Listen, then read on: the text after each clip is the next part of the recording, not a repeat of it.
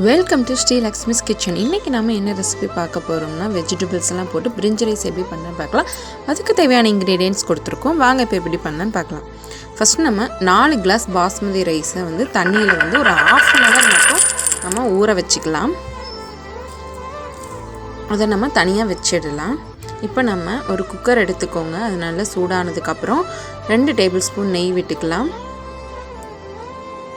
அதுக்கப்புறம் நம்ம கடலை எண்ணெய் சேர்த்துக்கோங்க. அதுதான் நல்லா ஸ்மெல் வரும்.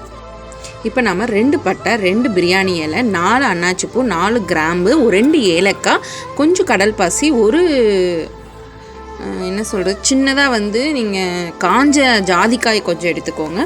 இது எல்லாத்தையும் எண்ணெயில் போட்டுடலாம். அது நல்லா பொரிஞ்சதும்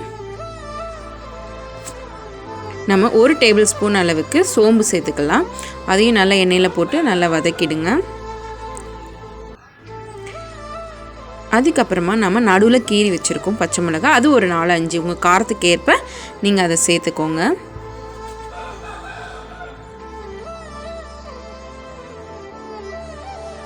அதுக்கப்புறமா நம்ம கட் பண்ணி வச்சுருக்கிற வெங்காயத்தையும் இப்போ இதில் சேர்த்துடலாம். நல்லா ப்ரௌன் கலரில் ஆற வரைக்கும் நல்லா நம்ம வதக்கி விட்டுக்கோங்க. அதுக்கப்புறம் கட் பண்ணி வச்சுருக்கிற தக்காளியும் இதில் சேர்த்துடலாம்.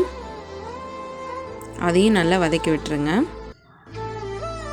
அடுத்து நம்ம இஞ்சி பூண்டு பேஸ்ட்டு 1 இல்லைன்னா 1.5 டேபிள் ஸ்பூன் வரைக்கும் சேர்த்துக்கோங்க.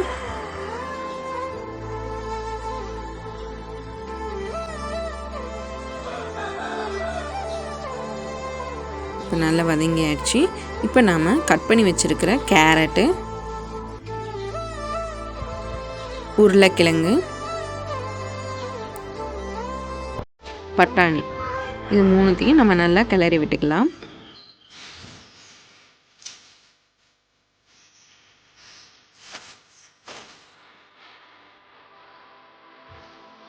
இப்போது இந்த காய்கறியெல்லாம் வேகட்டும். ஒரு 5 நிமிஷம் மூடி போட்டு நம்ம எடுத்துக்கலாம். இப்போ ஓரளவுக்கு நமக்கு காய் வெந்துடுச்சு. சிவப்பு மிளகாய்த்தூள், கரம் மசாலா, மஞ்சத்தூள் சேர்த்துக்கோங்க. அதுக்கப்புறம் 1 கிளாஸ் அளவுக்கு தயிர் சேர்த்துக்கலாம். தேவைக்கேற்ப நம்ம உப்பு சேர்த்துக்கலாம். எல்லாத்தையும் சேர்த்துட்டு நல்லா கலந்து விட்டுருங்க.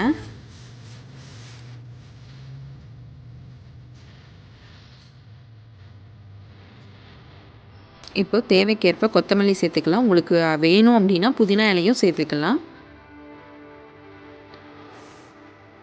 இப்போ நம்ம ப்ரெட்டை வந்து கொஞ்சம் சின்ன சின்ன துண்டாக கட் பண்ணி அதை வெறும் எண்ணெயில் நம்ம போட்டு பொரிச்சு எடுத்துருக்கோம். அதை நம்ம தனியாக வச்சுக்கலாம். இப்போ நமக்கு நல்லா கொதிச்சு வந்துருச்சு காய்கறியெல்லாம்.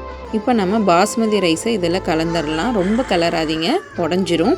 ஏன்னா ஏற்கனவே ஊறி இருக்குது. இப்போ நான் 4 கிளாஸ் அரிசி எடுத்திருக்கேன். நீங்கள் 8 கிளாஸ் தண்ணியை ஊற்றி நீங்கள் குக்கரை மூடி வச்சிடலாம். 2 விசில் வர வரைக்கும் வெயிட் பண்ணலாம்.